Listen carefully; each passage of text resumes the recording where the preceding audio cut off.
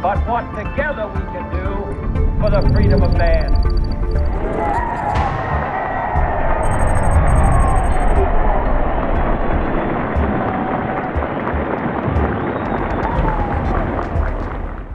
Tuesday, March 25, 2025.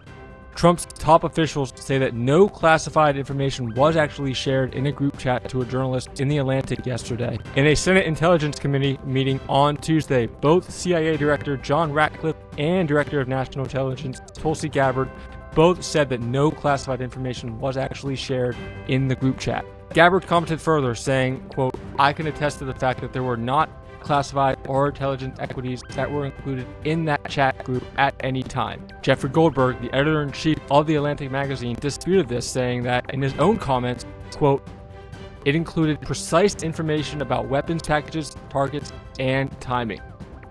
The situation is now being reviewed by the National Security Council as to how a random number could be entered into what was supposed to be a very secure form of communication for some of our nation's top leaders. Of course, only one can be right in this situation.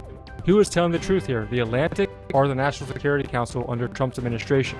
What, of course, will this look like for Trump's administration if they were in fact wrong and classified information were shared in this group chat?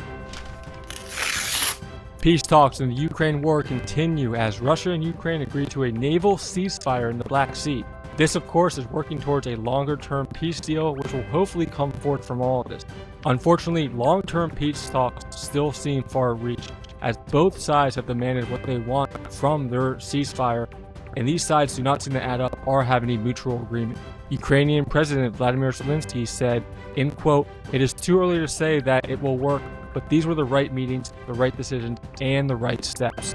Of note, Russia will not abide by the ceasefire unless sanctions placed on them are removed, to which Trump replied, "We're looking at them." Quote, "Will there be progress made between the two countries with the United States and Trump involved? Only time will tell, but at least it's encouraging that the U.S. and the Trump administration are trying to intervene and find a long-term peace deal with Ukraine and Russia."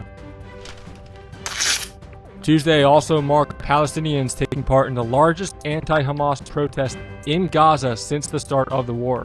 Crowds estimated in the thousands gathered in Beit Lahia in northern Gaza, protesting an end to the war and for Hamas to leave the area once and for all. The death toll has reached just over 50,000 people, according to the health ministry on Sunday, with the number expected to rise as more strikes continue.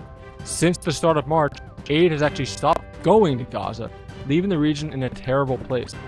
According to the United States Agency for Palestinian Refugees, there has been no food, water, medicine, or fuel that has went to Gaza in nearly a month. Furthermore, they warn of a possible hunger crisis for Gaza. Who will step up, if anyone, to help the people of Gaza in this hunger crisis? Someone has to step up soon, or else more people will die from this conflict that are not even war-related. On Tuesday, Trump picks Frank Bisignano, CEO of Pfizer, to lead Social Security in light of the agency's meltdown.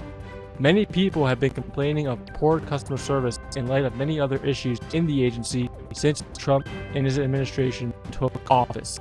On Tuesday, Bisignano assured senators that America's personal information would be protected and the customer service would rise under his leadership. This comes, of course, as Elon Musk and Doge are trying to cut personnel in this agency. When asked from conservatives and liberals about his position on Social Security, Bisignano had to say, in quote, "I don't believe that this is going to take us years. There's many things we will solve in year one, and that would be my expectation." He also said that he would improve customer service and reverse how things have been working in Social Security. Over 73 million senior citizens and others with disabilities receive payments monthly. So we have to ask, what kind of changes are we going to see, if at all, from the new department head? Will they happen all at once, or will they be a slow roll and happen over a long span of time? This has been March 25th, 2025. Make sure you subscribe to all of our social channels and subscribe to the YouTube down below for daily updates on all the most important, pertinent news going on each day. Until then, take care and we'll see you tomorrow.